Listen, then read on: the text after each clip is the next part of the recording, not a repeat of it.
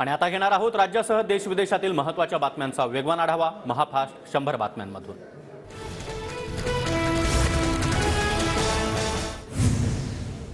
शिंदे गटाचे विजय शिवतारे बारामतीमध्ये पवारांविरोधात अपक्ष लढणार। पदाधिकाऱ्यांचा विजय शिवतारेंना पाठिंबा। कार्यकर्ते आणि पदाधिकाऱ्यांसोबतच्या बैठकीत एकमताने ठराव मंजूर। ठाण्यामध्ये शिंदेशाही संपवायची आहे का? शिंदेंना भूमिका स्पष्ट करावी लागेल। शिवतारेंच्या घोषणेनंतर राष्ट्रवादीच्या अनंत परांजपे यांचा इशारा। बारामतीमधील तिरंगी लढतीचा फटका सुनेत्रा पवारांना बसण्याची शक्यता। जनतेसाठी मी बारामतीची जागा लढणारच, विजय शिवतारे यांचा निर्धार। पैशातून सत्ता आणि सत्तेतून पैसा हे कालचक्र थांबायला हवं। फडणवीसांच्या भाषेत हे कालचक्र आहे। बारामतीची निवडणूक कालचक्राचाच भाग, विजय शिवतारेंचा हल्लाबोल। अजित पवार उर्मट, त्यांचा उर्मटपणा अजून गेलेला नाही। बारामतीमधील घराणेशाही विरोधात लढणार। प्रस्थापितांविरोधात दंड थोपटला पाहिजे, शिवतारेंचा निर्धार। गावागावातील लोक म्हणतात अजित पवार जिंकू शकत नाहीत। राज्याला त्रास देणारे पवार नको, महायुतीचं उद्दिष्ट। तर 2024ची विधानसभा निवडणूक सर्वच पक्ष स्वतंत्र लढतील, विजय शिवतारेंचं वक्तव्य। बारामतीमधून विजय शिवतारे जिंकले तर आनंदच होईल। शिवतारे स्वतःला पुरंदरचा वाघ समजतात, बघू ते वाघ आहेत का? शिवतारेंच्या आव्हानावर अनिल परब यांची प्रतिक्रिया। भांडणं कुणी वाढवण्याचा प्रयत्न करू नये, कुणाची ताकद कुठे आहे हे आम्हाला बोलायला लावू नका।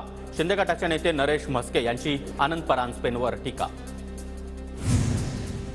विजय शिवतारेंचे कार्यकर्ते आणि मतदार महाविकास आघाडीचा नाही। शिवतारेंच्या घोषणेनंतर शरद पवारांची प्रतिक्रिया। तर याचा फायदा कुणाला होईल हे बघूया, पवारांची वक्तव्य। सुनेत्रा पवार बारामती आणि पुरंदर दौऱ्यावर। सुनेत्रा पवार यांच्या हस्ते विविध विकास कामांचं भूमिपूजन। उमेदवारी जाहीर होण्यापूर्वी सुनेत्रा पवार यांच्याकडून बारामती लोकसभा मतदारसंघामध्ये जोरदार प्रचार सुरू। उद्या बारामतीमध्ये अजित पवार यांच्या सभांचा धडाका। बारामती शहर आणि तालुक्यामध्ये अजित पवारांच्या तब्बल 7 सभा। सुनेत्रा पवार यांची उमेदवारी घोषित होण्याची शक्यता। सुनेत्रा पवार यांच्याकडून सुप्रिया सुळेंसोबतचा photo tweet. Happy moments with Supriya Sule, caption देत सुनेत्रा पवार यांचा ट्विट। बारामतीमध्ये लागला सुनेत्रा पवार यांचा निर्धार महाविजयाचा असा बॅनर। उत्साही कार्यकर्त्यांना लावलेल्या फलकाची चांगली चर्चा। महाविकास आघाडीतून ठाकरे गट नाशिकची जागा लढणार। आमच्या वाटाघाटीमध्ये नाशिकची जागा ठाकरेंकडे, शरद पवारांची माहिती। शिंदे गटाला जेवढ्या जागा मिळतील त्यावर गप्प बसावं लागेल।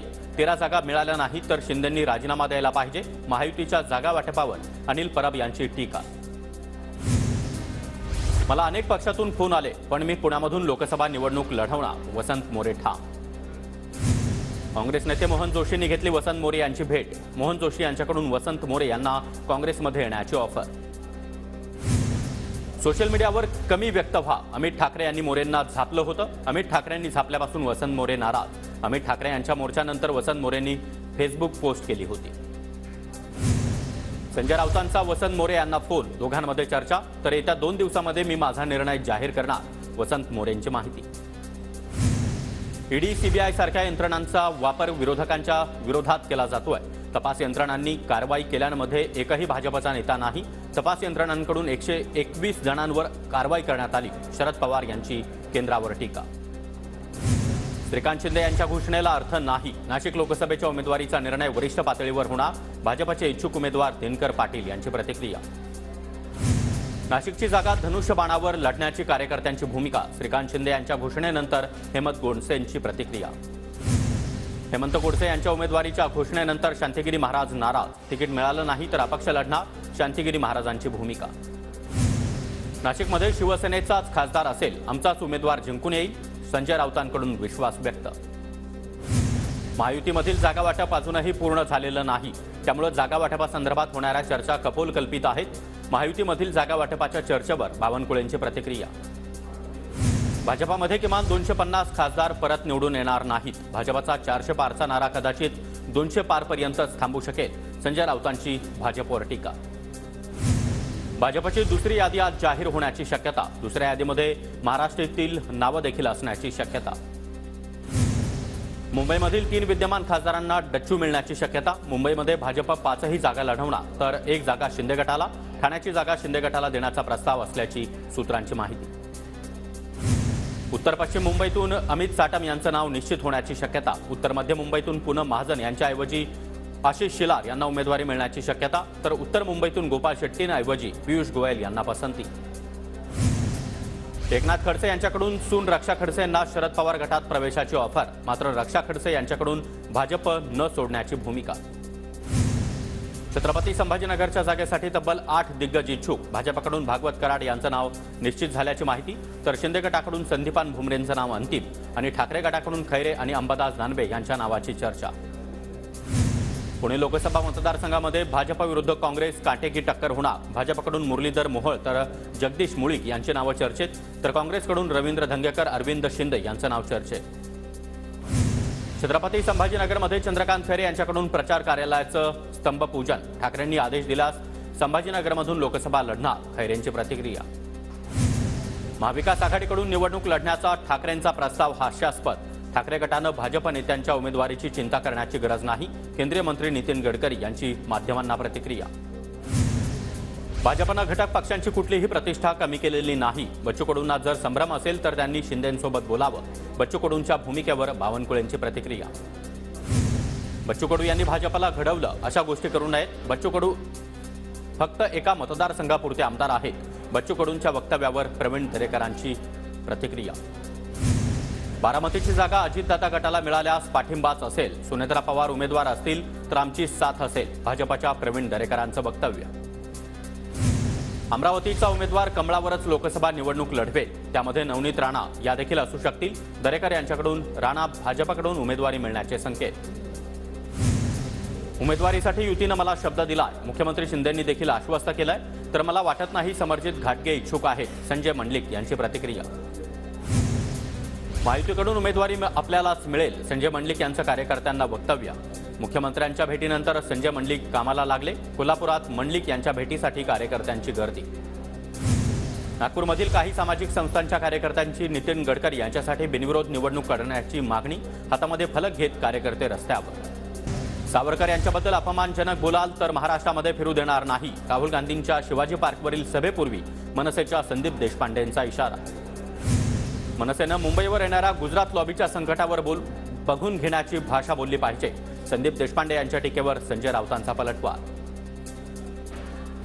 भाजपच्या हिंगोलीमधील शिष्टमंडळानं घेतली अशोक चव्हाण यांची भेट. हिंगोलीची जागा भाजपला सोडण्यासाठी अशोक चव्हाण यांच्यासोबत चर्चा.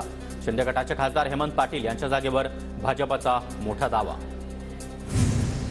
आम्ही जय श्रीराम म्हणणारच. लोकसभेमध्ये भावना गवळींनाच निवडून आणणार. खासदार भावना गवळी यांच्या बॅनरमधून उद्धव ठाकरेंना डिवचण्याचा प्रयत्न. नांदेडमधून काँग्रेसच्या वसंत चव्हाण यांचं नाव लोकसभेसाठी चर्चेत. वसंत चव्हाण यांच्याकडून नांदेड लोकसभेच्या तयारीला देखील सुरुवात. चव्हाणांचं नाव काँग्रेसच्या केंद्रीय समितीकडे पाठवल्याची माहिती. अहमदनगर दक्षिण मतदारसंघामध्ये लोकसभेसाठी 700 ते 800 अर्ज दाखल करण्यात येणार. मराठा समन्वयक राम जरांगे यांची माहिती. आतापर्यंत 500 जणांची तयारी पूर्ण.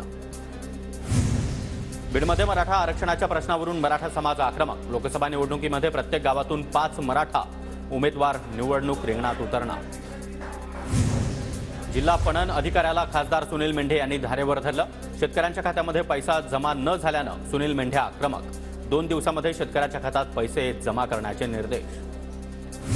सोलापुरातील करमाळा विधानसभा भाजपची निवडणूक समितीची बैठक संपन्न. निवडणुका डोळ्यासमोर ठेवून काम करण्याच्या बैठकीमध्ये सूचना. ज्येष्ठ नागरिक संघटनेच्या वतीनं नांदेड जिल्हाधिकारी कार्यालयावर मोर्चा. विविध मागण्यांसाठी ज्येष्ठ नागरिकांचा मोर्चा. जानेवारीपासून ते मार्चपर्यंत पार पडलेल्या म्हाडाच्या 3 लोकशाही दिनामध्ये वर्षानुवर्ष रखडलेले 32 अर्ज निकाली. सर्वसामान्यांच्या तक्रारी सोडवण्यासाठी म्हाडातर्फे जानेवारीपासून प्रत्येक महिन्याच्या दुसऱ्या सोमवारी लोकशाही दिन आयोजित. मुंबईतील 17 भूखंडांचा ई लिलाव. म्हाडा आज निविदा प्रसिद्ध करणार. कोट्यवधी रुपये महसूल मिळण्याची शक्यता. मुंबईतील कुलाबा वांद्रे सिप्स भुयारी मेट्रो 3 मार्गिकेच्या चाचण्यांना आता सुरुवात. मे अखेरीस भुयारी मेट्रोतून प्रवास शक्य होणार. मुंबईतील माहीम किल्ल्याची दुरुस्ती आणि कायापालट होणार. माहीम कोळीवाड्यातील पर्यटन आणि विकासाला चालना देण्यासाठी निर्णय. मुंबई सेंट्रल पार्कसाठी जागतिक खुली संकल्पना स्पर्धा घ्या. भाजपचे नगरसेवक मकरंद नार्वेकर यांची पत्राद्वारे मागणी. मुंबईतील सर्वात मोठ्या जागेचं भवितव्य कंत्राटदाराला ठरवू देऊ नका, पत्रामध्ये उल्लेख. ओल्या मच्छीसह सुक्या मच्छीचे दर देखील आता दुपटीनं वाढले. सुक्या माशांचे दर किलोमागे 300 रुपयांवरून आता 600 रुपयांवर. पुण्यामधील भोर नगरपालिकेचा मालमत्ता कर थकवणाऱ्या विरोधामध्ये कारवाईचा बडगा, थकबाकी वसुलीसाठी 9 विशेष पथकांची नियुक्ती. प्लास्टिक प्रदूषणावर उपाय म्हणून महाराष्ट्र प्रदूषण नियंत्रण मंडळ सिंगल यूज प्लास्टिकच्या बंदीवर कठोर अंमलबजावणी करणार. महापालिकांची विशेष पथकं तयार, दोषींवर दंडात्मक कारवाई करणार. तलाठी भरतीची सुधारित गुणवत्ता यादी प्रसिद्ध, उच्च न्यायालयाच्या आदेशानंतर भूमी अभिलेख विभागाकडून 36 जिल्ह्यांच्या याद्या जाहीर. मुंबई आंतरराष्ट्रीय विमानतळाचा आशिया पॅसिफिक विभागातील सर्वोत्तम विमानतळ म्हणून गौरव. वर्षाकाठी 5 कोटींपेक्षा जास्त प्रवासी संख्या हाताळल्यानं सलग 7व्यांदा मुंबई विमानतळाला सन्मान.